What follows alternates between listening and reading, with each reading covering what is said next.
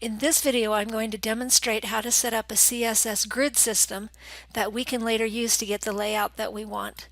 Consider this layout. Here I have my header that contains the nav section, and then I have a main section and my side section side by side. And being able to do this, to get them side by side, one really effective way to do that is with a grid system. Now, it's really common in a grid system to work with 12 columns. So I'm going to go here to W3 Schools in their responsive design grid view, and it talks about this, that you have 12 different columns.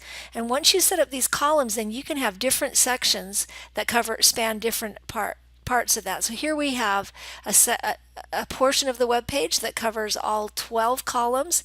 Here's one that covers 3. Here's another that covers 3, and then there's 1, 2, 3, 4, 5, 6 left here in the middle. And then down here at the bottom, another one that covers 12.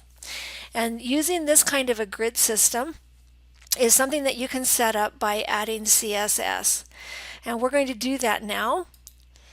So in the CSS, I'm working with a web page that doesn't yet have any CSS, and this is what it looks like. So we don't have much going on here. Everything's just one right after another. No CSS has been added. And now I want to go ahead and add this grid view. So one of the first things I'm going to do is I'm going to add this property that sets the box sizing. Now notice how this works. This is using an asterisk, which means all elements, right? That's the wildcard, and that says all elements. So apply this to all the HTML elements. And what we're saying is that we want the box sizing to be border box. So let me just remind you a little bit about how box model works.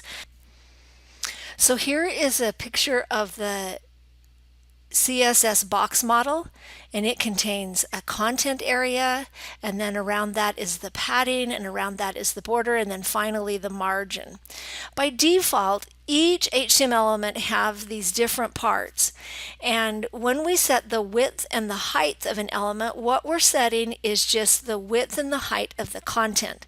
And then if we add some padding and add some border, it gets bigger and bigger. The element gets bigger how it displays. And that's the default setting, but we have a control that we can change that box setting. Instead of being content box, which is the default, we can set the box sizing to border box. What that means is when we set the width and the height, it will specify how wide the outside edge of the borders are and how tall the outside edge of the borders are. So it changes the width and the height to contain everything but the margin. And that allows us to have more control over our sizing. We can change the padding and the border, and it still stays within that width and the height that we specify. Now when you make this change, it impacts everything. So if you've already set width and heights on some things then that have borders and padding, it might change the layout. So it's a good idea to start with this set this way, and that way as you go to adjust things, you're going to get the sizes that you expect. So this is one thing that we want to set up for the grid system. The next thing that we want to set up for the grid system is the columns. And here what we're establishing is a set of widths for whatever columns. So if we're going to do 3 columns, then the width is going to be 25%. If we're going to have something that spans 7 columns, it's going to be 58.3.